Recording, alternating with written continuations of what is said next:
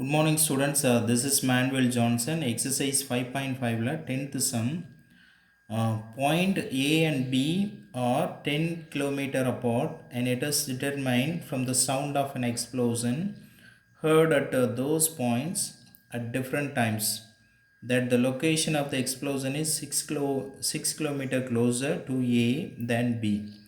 Show that the location of the explosion is restricted to a particular curve and find an equation of it. So இப்போ என்ன சம்மில் நமக்கு கொடுத்துருக்குறாங்க அப்படிங்கிறத சின்ன எக்ஸ்ப்ளனேஷன் பண்ணிடுறேன். இதை அப்படியே நம்ம ரஃப் டயக்ராம் போட்டு எக்ஸ்ப்ளனேஷன் கொடுத்துட்றேன்னா. So first Y axis X axis எடுத்துக்கிட்டிங்க அப்படின்னா இதில் என்ன சொல்லிட்டாங்க, ரெண்டு பாயிண்ட்ஸ்லேருந்து ஏ அண்ட் பிங்கிற ரெண்டு பாயிண்ட் எடுத்துக்கிட்ட சொல்லிட்டாங்க.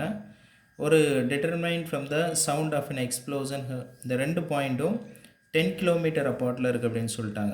ஸோ ஒரு பாயிண்ட்டு இங்கே ஏ அப்படின்னு எடுத்துக்கிட்டிங்கன்னா இன்னொரு பாயிண்ட்டு பி அப்படின்னு எடுத்துக்கோங்க. ரெண்டும் சிமெட்ரிக் அபவுட் ஈச் அதர் அப்படின்னா ஆரிஜின்லேருந்து அந்த பக்கமும் இந்த பக்கமும் எடுத்துக்கோங்க, சரிங்களா? ஸோ அப்போது ரெண்டும் ஈக்குவல் டிஸ்டன்ஸில் இருக்கிறது அர்த்தம். நடுவில் ஆரிஜின் இருக்கனால 10 கிலோமீட்டர் அப்பார்ட்ஸ் அப்படின்ட்டாங்க. அப்போ இந்த டிஸ்டன்ஸ் எவ்வளோ இருக்குது அப்படின்னா இது நமக்கு 10 கிலோமீட்டர்ஸ் இருக்குது. ஸோ இப்போ அது 10 கிலோமீட்டர்ஸ் அப்படின்னா இந்த பாயிண்ட் எப்படி எடுத்துக்கலாம் அப்படின்னா இதை 5 அப்படின்னு எடுத்துக்கலாம். ஏன்னா இது ஆரிஜின் அப்படிங்கிறதுனால இது 5. அப்போ 5,0ன்னு எடுத்துக்கலாம். இது எக்ஸ் ஆக்சிஸில் இருக்கிறனால இது 5, ஒயில் பாயிண்ட் இல்லாதனால 0 போட்டிருக்கிறேன். அப்போ பிங்கிற பாயிண்ட்டு -5,0 அப்படின்னு போட்டுக்கலாம், சரிங்களா? ஸோ இப்போ சென்டரில் இருக்கிறது 0,0. Determine from the sound of an explosion heard at those at different times that the location of the explosion is 6 km closer to A than B அப்படின்னு சொல்லிட்டாங்க. இப்போ என்ன சொல்லியிருக்கிறாங்க அப்படின்னா இந்த ரெண்டு பாயிண்ட்டுங்கிறது ஃபிக்ஸட் பாயிண்ட்டு. இன்னொன்று நமக்கு எக்ஸ்ட்ரா இன்னொரு பாயிண்ட் என்ன சொல்லியிருக்கிறாங்க அப்படின்னா ஒரு explosion is hearing to A and B அப்படின்ட்டாங்க. அதாவது ஒரு வெடி சவுண்டு கேட்குது, which is closer to A அப்படின்ட்டாங்க, சரிங்களா?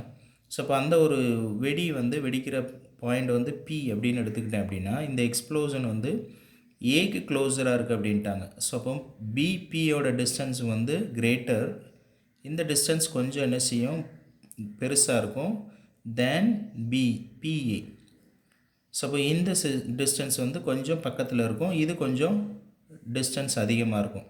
இப்போ ஃபார் எக்ஸாம்பிள் இதை டி அப்படின்னு எடுத்துக்கிட்டிங்கன்னா இது D-6 இருக்கும். அதாவது இது கிரேட்டராக இருக்கும், இது கம்மியாக இருக்கும். ஸோ இங்கே என்ன சொல்லிட்டாங்க, it's is closer the explosion closer to A and B. அந்த டிஃப்ரென்ஸ் எவ்வளோன்னு சொல்லிட்டாங்க அப்படின்னா 6 அப்படின்னு சொல்லிட்டாங்க.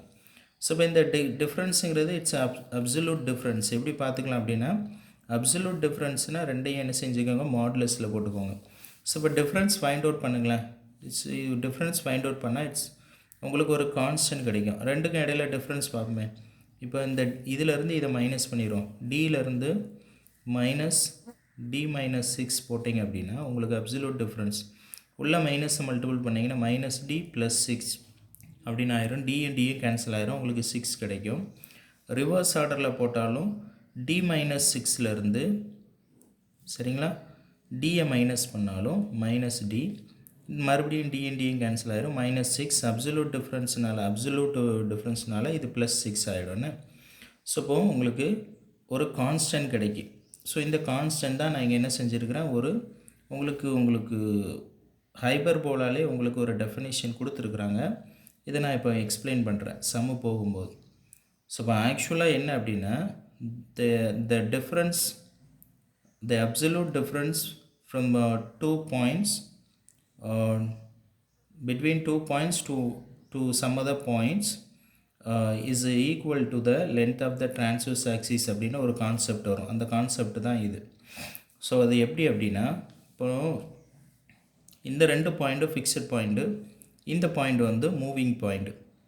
ஸோ அப்போ இதோட அப்சல்யூட் டிஃப்ரென்ஸ் என்ன அப்படின்னா இதோட அப்சல்யூட் டிஃப்ரென்ஸுங்கிறது நமக்கு ஃபார்முலாவில் இப்போ இது பின்னு வச்சுக்கோங்களேன், இது எஸ்ன்னு எடுத்துக்கோங்க, இது பின்னா இது எஸ் டேஸ் அப்படின்னு எடுத்துக்கோங்க. நமக்கு எஸ்ஸுங்கிறது ஃபோக்கஸ் அப்படின்னு சொல்லுவோம், எஸ் டேஸுங்கிறதும் ஃபோக்கஸ் அப்படின்னு சொல்லுவோம். அதை அப்சல்யூட் டிஃப்ரென்ஸில் சொல்லும்போது இப்படி சொல்லலாம், பிஎஸ் மைனஸ் இன்னொரு டிஃப்ரென்ஸ் என்ன அப்படின்னா PS dash absolute is equal to என்ன அப்படின்னா the length of the transverse axis. transverse axis அப்படிங்கிறது இப்போ ஒரு curve இங்கே போடுறீங்கன்னு வச்சுக்கோங்களேன், ஹைபர்போலாவோட curve. இந்த இடத்துல இந்த curve இப்படி வரும், இந்த ஹைபர்போலாவோட curve. இந்த curve வந்து x axisல இருக்குது. இப்போ இது வந்து ஃபோக்கஸ், எஸ்ஸுங்கிறது ஃபோக்கஸ். ஸோ எப்போதும் இந்த கர்வ் இருக்குன்னா கர்வுக்கு முன்னால் எஸ் வரும், இங்கே கர்வ் இருக்குன்னா லெஃப்ட் சைடில் இங்கே முன்னால் எஸ் டேஸ் வரும். ஸோ இது ஃபோக்கஸ். இந்த ஜீரோவில் இருந்து இந்த ஃபோக்கஸ் வரைக்கும் இருக்கிற டிஸ்டன்ஸ் என்ன அப்படின்னா நமக்கு ஏஇ அப்படின்னு சொல்லுவோம். இந்த ஏஇ எவ்வளோ அப்படின்னா ஏஇங்கிறது நமக்கு 5 அப்படின்னு கொடுத்துட்டாங்க. டிஸ்டன்ஸ்னால இது +5ன்னு எடுத்துக்கலாம், ஏன்னா இங்கேருந்து இங்கே உள்ள டிஸ்டன்ஸ். ஸோ இப்போ இங்கேருந்து இந்த எஸ்ஸுக்குள்ள டிஸ்டன்ஸ் ஏஇ எவ்வளோனாலும் 5 தான், சரிங்களா? அப்போது இந்த இடம் இருக்குல்ல, இந்த கர்வ் வந்து இந்த இடத்துல டச் பண்ணுதுல, இந்த டச் பண்ணுற இடம், இந்த எக்ஸ் ஆக்சிஸில் டச் பண்ணுற இடம் தான் வெர்டெக்ஸ் அப்படின்னு சொல்லுவாங்க. இந்த வெர்டெக்ஸ் என்ன சொல்லுவோம் அப்படின்னா ஏஏ டேஷ்னு சொல்லுவோம். ஸோ இதுதான் length of the transverse axis. A A டேஷ்ங்கிறது 2a அப்படின்னு அர்த்தம். அதாவது எப்படின்னா இதிலேருந்து இது வரைக்கும் ஏ வரைக்கும் உள்ள டிஸ்டன்ஸ் எவ்வளோ அப்படின்னா ஏ, இதிலேருந்து இது வரைக்கும் ஏ டேஷ் வரைக்கும் உள்ள டிஸ்டன்ஸ் எவ்வளோன்னா ஏ, ரெண்டையும் ஆட் பண்ணால் 2a. அப்போ இதுக்கு பேர் தான் என்ன அப்படின்னா length of the transverse axis. இந்த இருக்கா, length of the transverse axis என்ன அப்படின்னா AA dash which is equal to 2a. இந்த length of the transverse axis தான் என்ன அப்படின்னா ஈக்குவல் டு கான்ஸ்டன்ட் அப்படின்னு சொல்லுவாங்க. ஏதாவது ஒரு constant value.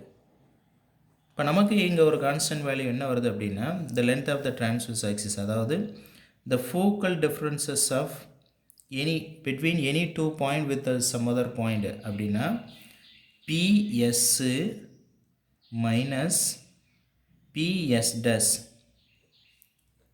the absolute difference of the focal distance அப்படின்னு சொன்னால் which is equal to ஏதாவது ஒரு கான்ஸ்டன்ட். இப்போ நமக்கு இங்கே கான்ஸ்டன்ட் எவ்வளோ சொல்லிட்டாங்க அப்படின்னா இது வந்து 6 அப்படின்னு சொல்லிட்டாங்க.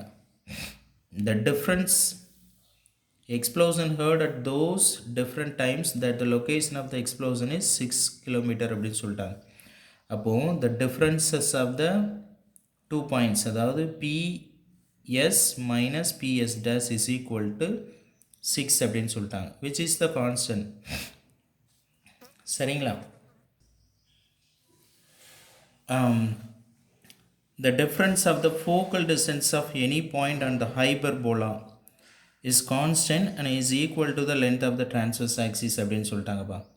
So the difference of the focal distance of any point in the S dash, the difference of the focal distance of the any point அப்படின்னா இந்த PS dash minus PS, அதான் the difference of the focal distance of any point அப்படின்னு சொல்லுவாங்க. on the hyperbola is constant. So இங்கே constant வரனால அப்போது இது வந்து ஒரு ஹைபர்போலா அப்படின்னு நம்ம என்ன செஞ்சதெல்லாம் டிட்டர்மைன் பண்ணிக்கலாம். ஸோ இந்த கான்செப்ட் படி is equal to the length of the transverse axis அப்படின்ட்டு சொல்லிட்டாங்க. அப்போது அது equal to the length of the transverse axis அப்படின்னா which is equal to 2a அப்படின்னு சொல்லிட்டாங்க. அப்போது 2aங்கிறது நமக்கு எவ்வளோன்னு கொடுத்துட்டாங்க அப்படின்னா இந்த இடத்துல 6 அப்படின்னு கொடுத்துட்டாங்கப்பா. So the differences of the focal distance of any point, அதாவது எஸ் டேஷ் எஸ்ஸு இந்த பி, சரியா? the differences of the focal distance அப்படின்னா PS minus PS dash which is equal to the length of the transverse axis, which is equal to the length of the transverse axis 2a and is constant அப்படின்னு சொல்லிட்டாங்க. கான்ஸ்டன்ட்ங்கிறது ஒரு 6ங்கிற value வருது. So அப்போ 2a is equal to 6ன்னு எடுத்துக்கலாம். So இதிலிருந்து நமக்கு என்ன தெரியும் அப்படின்னா இட் இஸ் a hyperbola அப்படின்னு தெரியும். ஸோ ஹைபர்போலா அப்படின்னா நமக்கு என்ன செஞ்சுருக்காங்க, ஃபைண்ட் அன் ஈக்குவேஷன் அப்படின்னு கேட்டாங்களா? ஸோ ஈக்குவேஷன் நமக்கு தெரியும், இது எக்ஸ் ஆக்சிஸில் போட்டிருக்கனால x²/a² minus y²/b² is equal to 1 அப்படின்னு போட்டுக்கலாம். இப்போ நமக்கு ஏ இதிலேருந்து ஃபைண்ட் அவுட் பண்ணிடலாம். ஏ என்ன அப்படின்னா a is equal to 6/2 which is எவ்வளோ வந்துடும் அப்படின்னா 3 வந்துடும், சரிங்களா? ஸோ இப்போ இதில் எப்படி போடலாம் அப்படின்னா a² வேல்யூ போட்டுக்கலாம். இப்போ b² ஃபைண்ட் அவுட் பண்ணிடலாம். b² ஃபைண்ட் அவுட் பண்ணுறதுக்கு ஹைபர்போலாவில் நமக்கு ஃபார்முலா இருக்குது. b² is equal to a² e² minus 1 அப்படின்னு. இப்போ இந்த a² உள்ள ரெண்டுலேயும் மல்டிபிள் பண்ணிடுங்களேன். b² is equal to a square e square minus என்ன வரும் அப்படின்னா ஏ ஸ்கொயர் வரும். இப்போ நமக்கு ஏ ஸ்கொயர் ஏஇ நமக்கு தெரியும். ஏஇ எவ்வளோ கொடுத்துருக்குறாங்க அப்படின்னா நம்ம 5 அப்படின்னு ஃபைண்ட் அவுட் பண்ணி வச்சுருக்குறோம். ஸோ அப்போ B square is equal to AE 5 அப்படின்னா ஏ ஸ்கொயர் இ ஸ்கொயர் எவ்வளோ வரும் 25 வரும். மைனஸ் இது ஏ ஸ்கொயர் அப்படின்னா இதை ஸ்கொயர் பண்ணிங்க அப்படின்னா 9 வந்துடும். ஸோ அப்போ பி ஸ்கொயர் எவ்வளோ அப்படின்னா விச் இஸ் 16. ஸோ இப்போ இதில் நமக்கு ஹைபர்போலால் நம்ம என்ன செஞ்சுக்கலாம், நம்ம அப்ளை பண்ணிக்கலாம். X square by 9 minus y square by 16 is equal to 1 அப்படின்னு போட்டுக்கலாம். ஸோ இப்போ என்ன கேட்டுட்டாங்க இவங்க கொஸ்டினில், explosion is restricted to a particular curve அப்படின்ட்டாங்க. இந்த curve is என்னது hyperbola. find an equation of it. இந்த ஈக்குவேஷன் வந்து என்ன அப்படின்னா x square by 9 minus y square by 16 is equal to 1. So இது ஒரு சிம்பிள் ஃபார்மேட்டில் உங்களுக்கு சொல்லி கொடுத்துட்டேன்னா, இது வேறு கான்செப்ட் வேறு ஃபார்மேட்லேயே நம்ம என்ன செய்யலாம். ஸோ இப்போதைக்கு இதை நீங்கள் ஈஸியாக பார்த்துக்கோங்க. தேங்க்யூ.